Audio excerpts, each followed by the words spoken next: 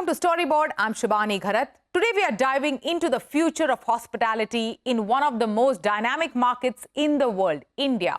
And who better to discuss this than two leaders shaping the journey of the world's most iconic hospitality brands, Hyatt. Joining us here, we have senior leaders from the company, Sunjae Sharma, Managing Director for India and Southwest Asia at Hyatt, and Carina Chorengel, Senior Vice President Commercial Asia Pacific at Hyatt. The brand is betting big on India's rising population and consumer spending power and has been building diverse property portfolios in world's most populous country, targeting its affluent consumers whose appetite for both domestic and international travel has been strong since the relaxation of COVID norms. Listen in to this conversation. There are 7 new properties coming in India this year. So tell us more, which projects has you more excited, and what is the way forward, for the next few months? What do we see from Hyatt? 7 openings this year, 21 signings, which is a record, and 21 signings in key and impactful markets based on where customers are going.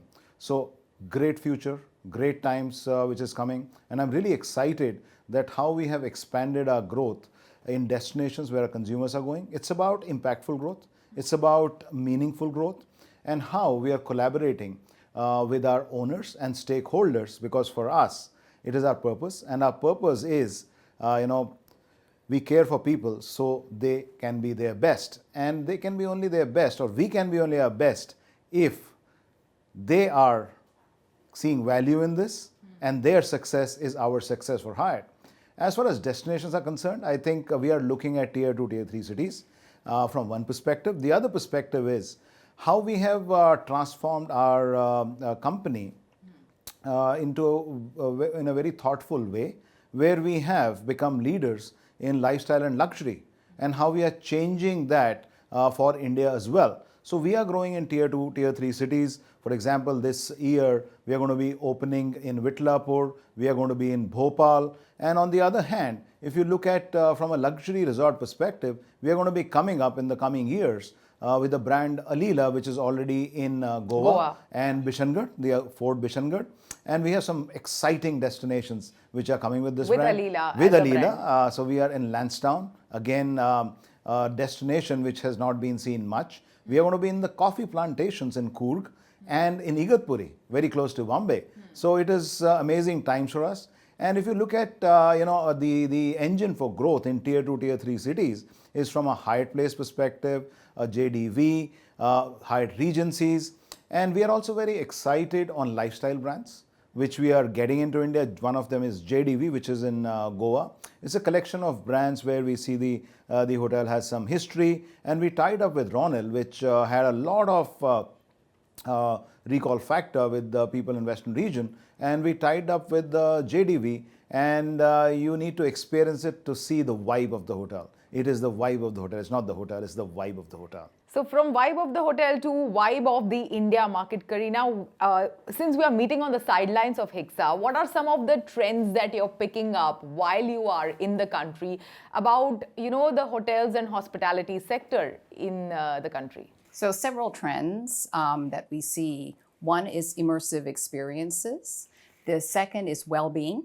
And then the third is multi-generational travel, right? Families, boys trips, girls trips, things like that. So with immersive experiences, to echo what Sunjae is saying, we are now the biggest in the lifestyle space. Since 2017, we've quintupled the amount of lifestyle hotels, and lifestyle hotels are all about immersive experiences. So for example, we just acquired the Standard International, which is very, very famous in the States.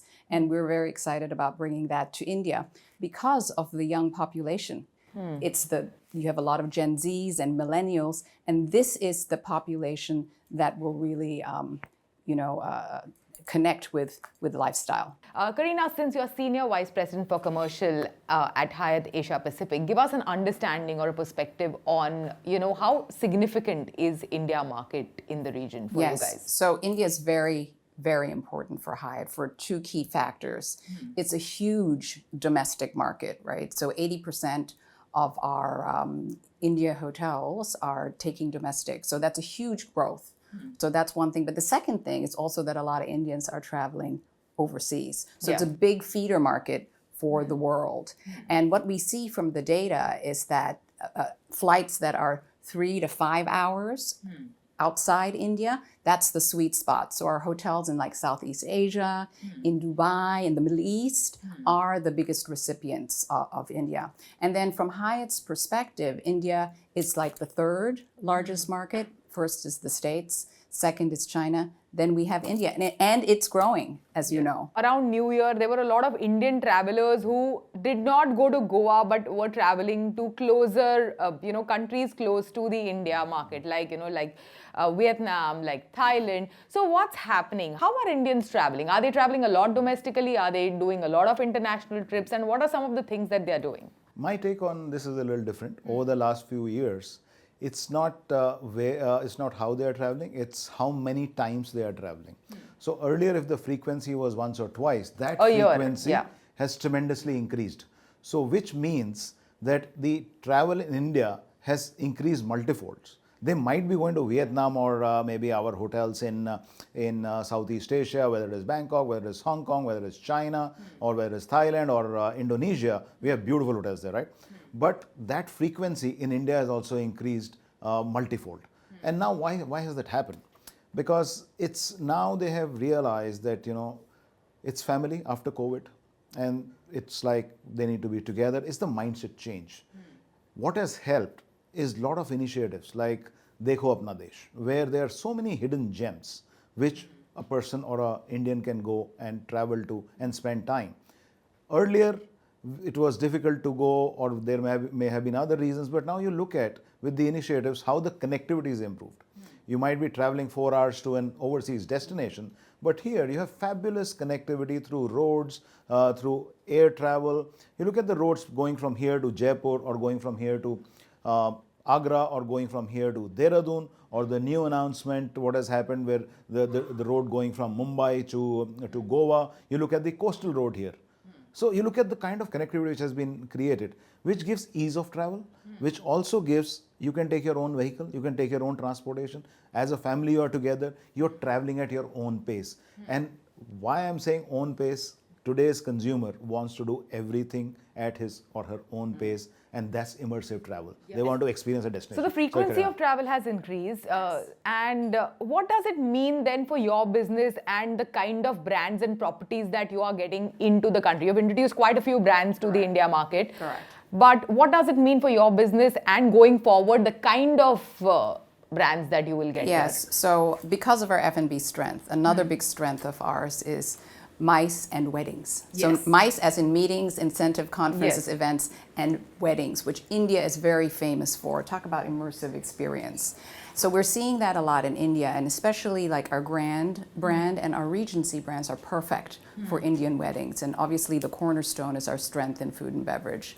What we're also seeing is people traveling outside India to other destinations for destination weddings, and especially in Bali, and also in Thailand, whether it's Phuket or Bangkok or Koh Samui. So that's another big reason to travel for the Indian market. And I'm going to probe and ask the same question on, the brands that you further aspire to bring to the India market going forward.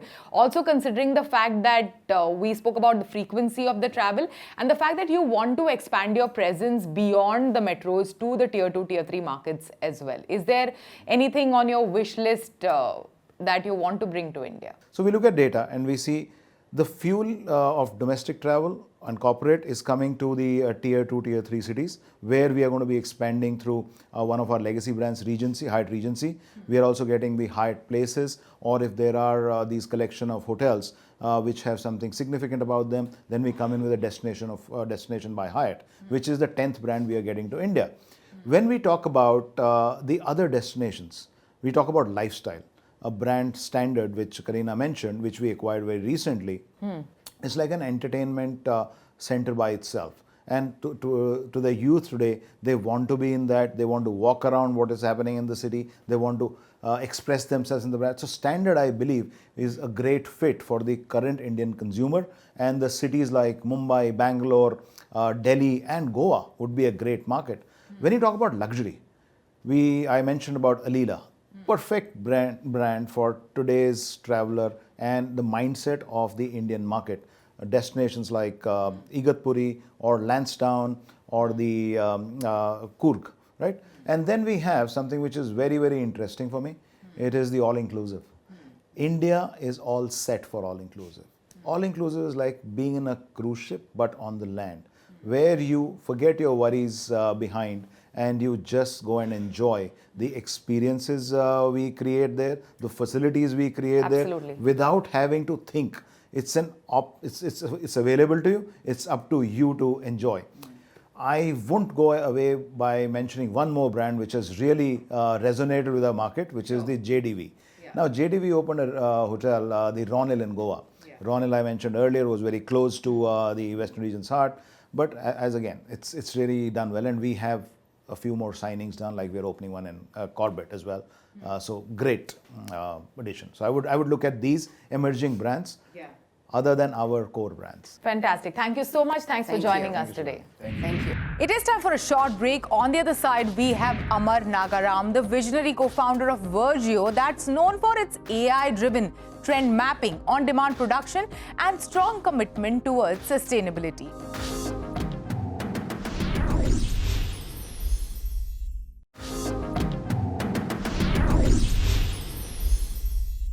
Welcome back, and now joining us here in the studio, we have Amar Nagaram, former CEO of Myntra and the visionary co-founder of Virgio, that's known for its AI-driven trend mapping, on-demand production, and strong commitment towards sustainability.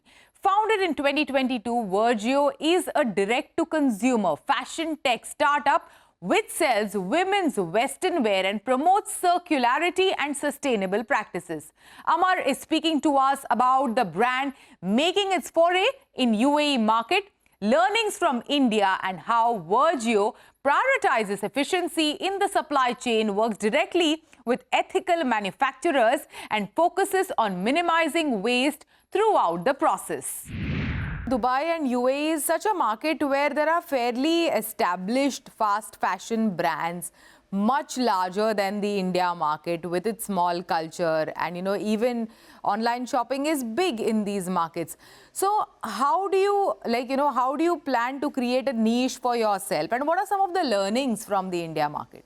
When we started this journey of creating a good fashion, also known as sustainable fashion, there were skepticism in the market, is India ready for sustainable fashion? But our approach to sustainable fashion was always, it's not just about natural fabrics, it's also about trendy fashion, affordable fashion, which also happens to be sustainable fashion.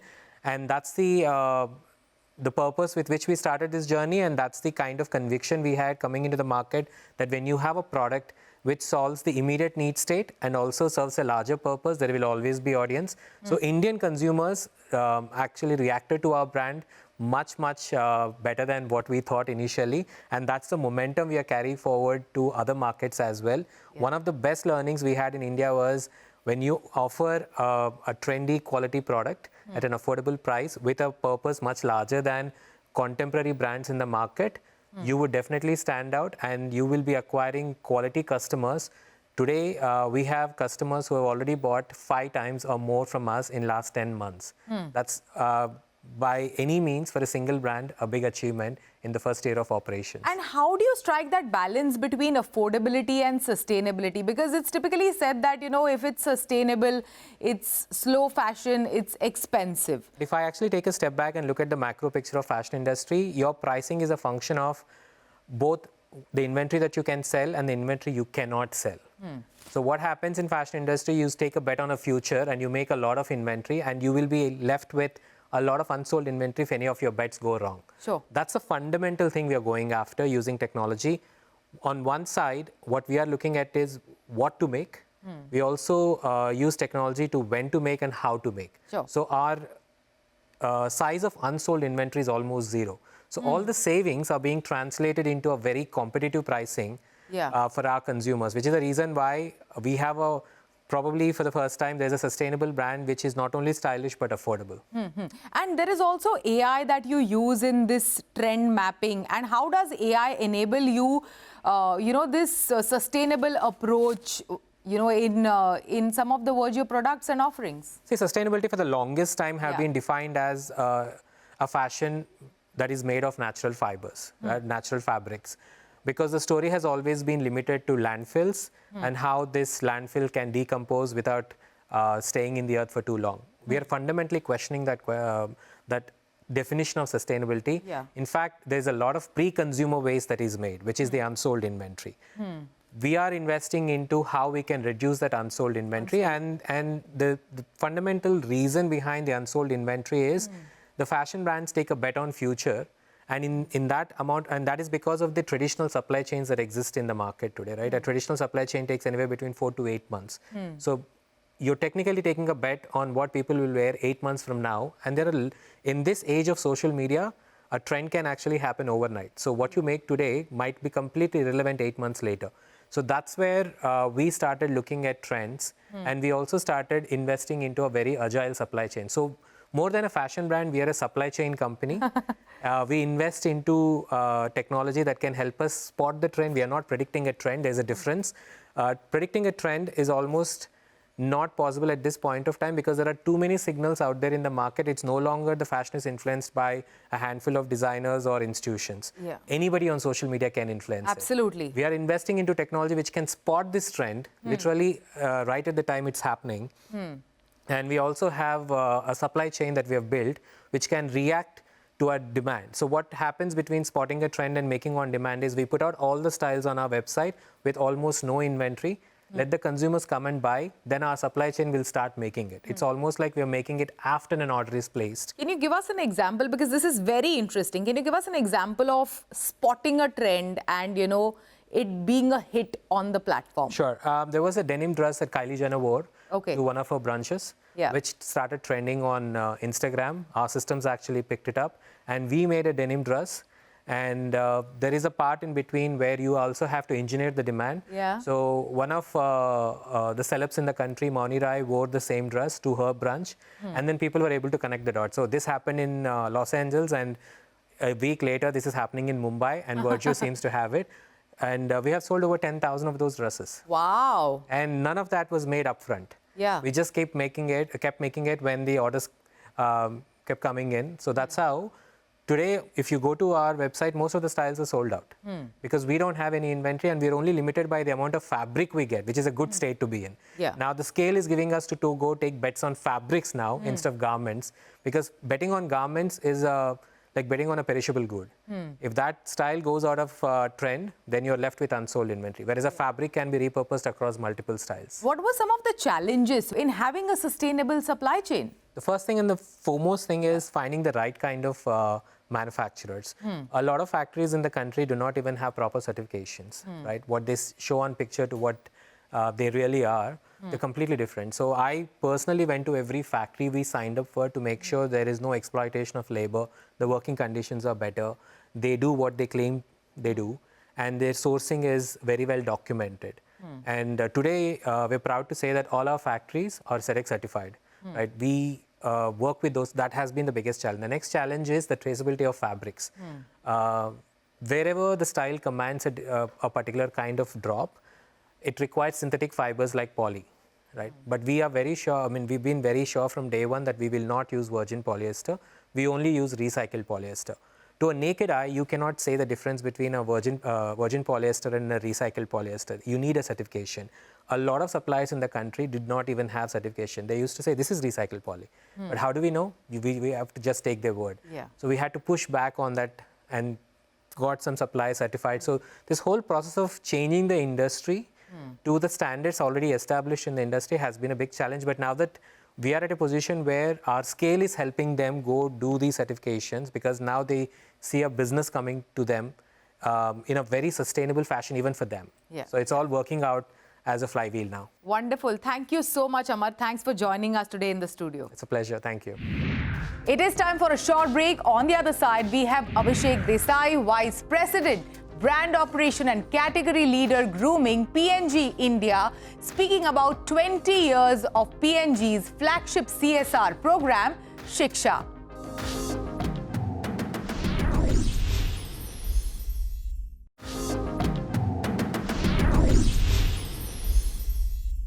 Welcome back.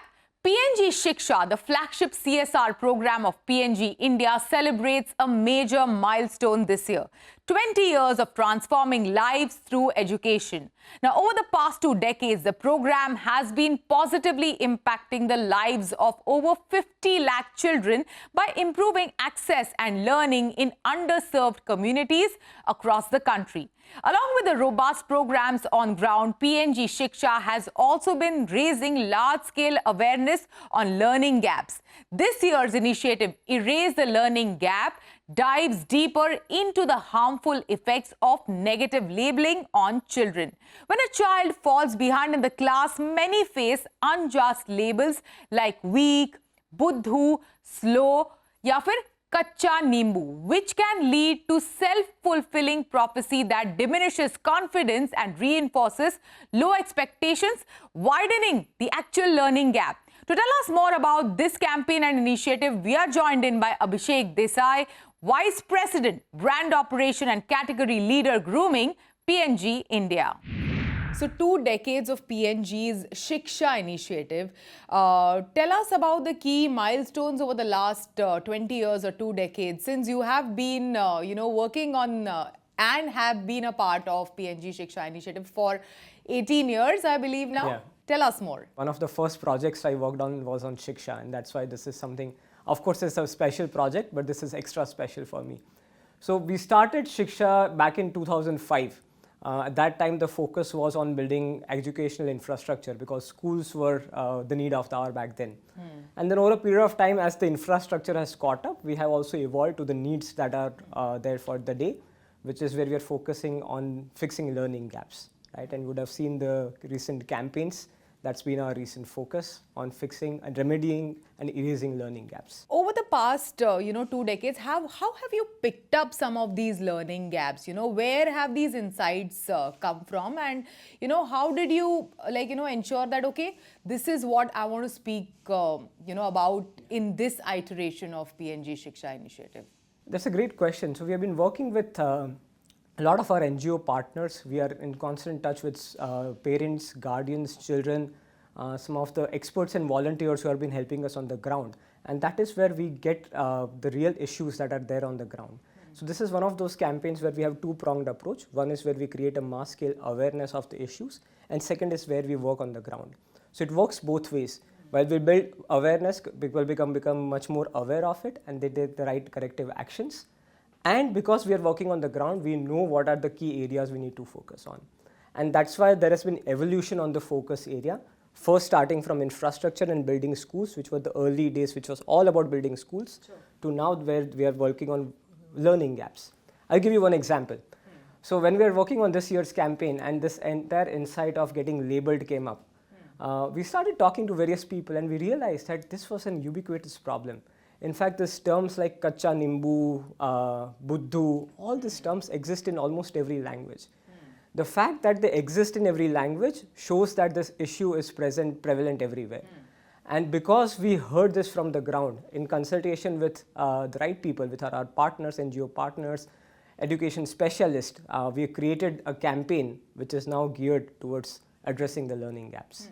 And you have taken Shiksha initiative to some of the remotest corners of India as well, through many, patches in, tribal and rural India as well. Tell us, what were some of the challenges or, what were some of the hurdles that you faced while taking it to the last mile over there? I'll give you one example. So one of the schools we support in Assam, the school used to get flooded during monsoon. Even the approach used to be inaccessible, and that's why for many days and sometimes months the school would remain shut. So we started partnering with the school where we created the right approach and the infrastructure to ensure the school kept running. It was actually one of the tales that is covered in the 20 Tales of Triumph is that of this boy called Ankur Jyoti. He's from Assam. He used to study at that school, and today he's 24-year-old. He's a doctor working in a government hospital. So it's the stories like this which really keep us going, and we keep on working on different aspects. Different regions have different challenges. With the help of our NGO partners, we work towards fixing those. Yeah, thank you so much. Thanks for joining us today. Thank you so much, Shivani. It was a pleasure talking to you. With that, it's a wrap on Storyboard this week. You can catch all of our content on Facebook, X and YouTube. Thanks for watching. We will be back same time next week. See you soon.